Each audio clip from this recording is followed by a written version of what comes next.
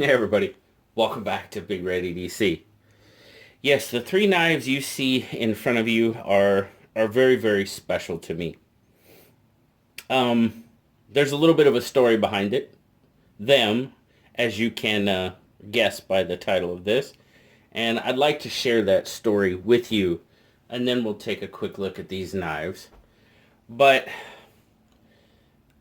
as a lot of you know, I spent 20 years in the military.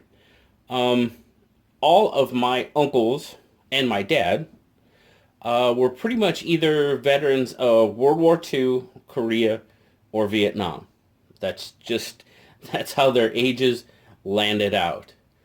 And I grew up listening to quote unquote war stories for them, just sitting around listening to tell stories about Germany, England, France, Okinawa, the Aleutian Islands, the Philippines.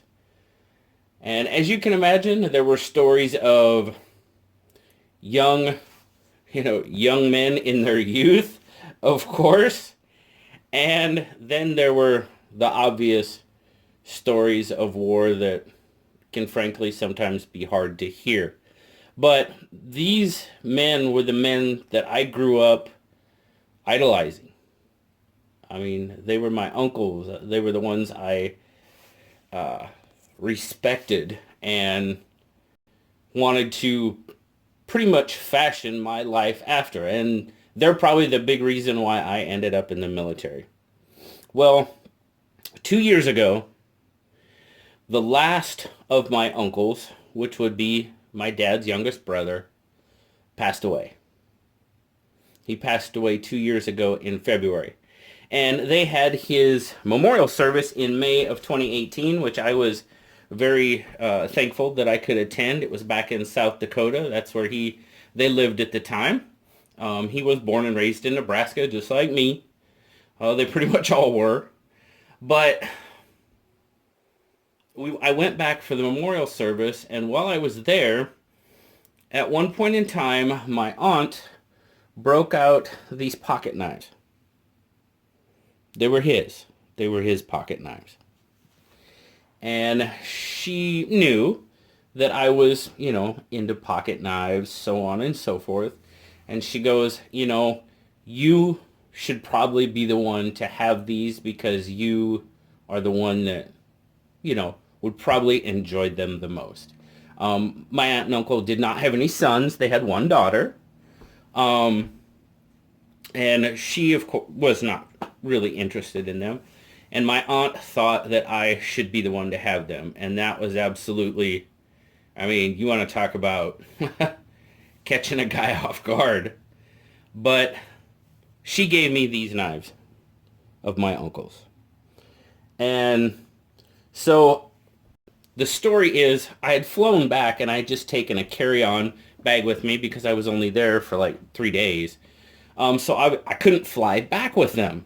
So I had to send them back to my mom's home in Nebraska with my brother and sister. And my aunt had wanted to give my sister a bunch of stuff. So they had borrowed a vehicle and everything else and all this other good stuff. Anyway, I sent the knives home with my brother. Wasn't long after I had gotten back here to Washington, I was like, hey, those knives that my aunt gave me, I was like, is there any way you could send them to me? And he's like, I don't know where they're at. Well, you can imagine that pretty much about killed me, to say the least. He didn't know what happened to them. They were just, they were gone. He didn't know where they were. Okay, well, fast forward until a couple of weekends ago. He's like, hey, you know what, man? I found this little bag of knives here, and it's got your name on it. Do you have any idea what they are? And I was like, oh my God, please tell me that this was the one I remembered right off the top of my head, the maroon Barlow. I was like, please tell me there's like a maroon colored Barlow in there. And he's like, yeah, of course there is. And I was like, those are my uncle's knives that he gave me. And he's like, oh my goodness, man. I'm so glad we found them. And And I was like, please send them to me. So he did, he got around to it, and they finally arrived. So I'm sorry to drag that out, but I wanted to share that story with you. I hope you indulged me. But yes, this was the one that really caught my attention at the time. It's this little, it's an Imperial Barlow, you know, just a cool little budget Barlow knife. But obviously, the most important thing about it was my uncle's. And now it's been passed down to me, and I will cherish this knife for forever. And I hope to pass them down to my sons.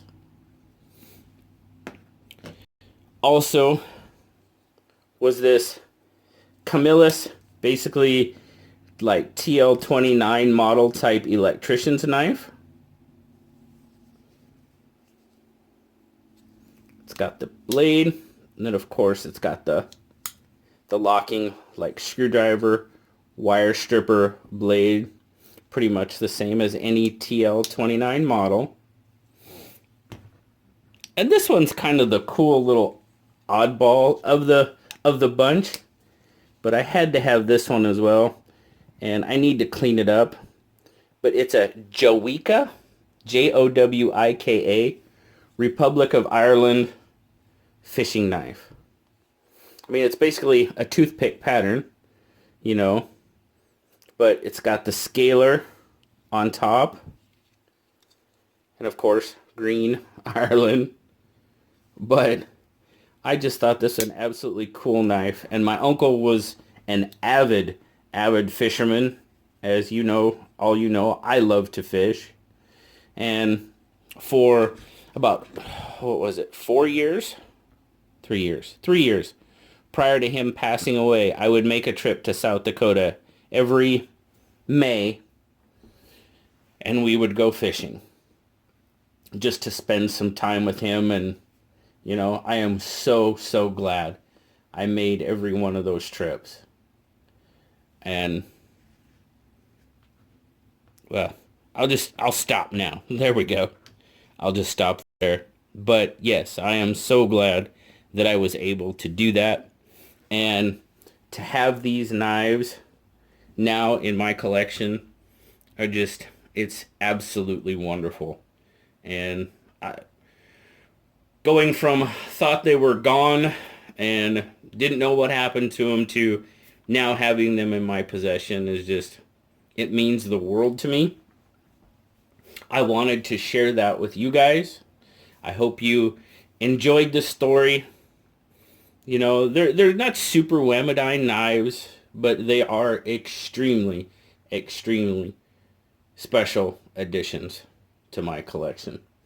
So, there you go, guys. I appreciate you listening. As always, thank you very much for stopping by. Like, subscribe, leave me a comment, guys. You know I love talking to y'all. And until next time, I'll talk to y'all later. Bye-bye.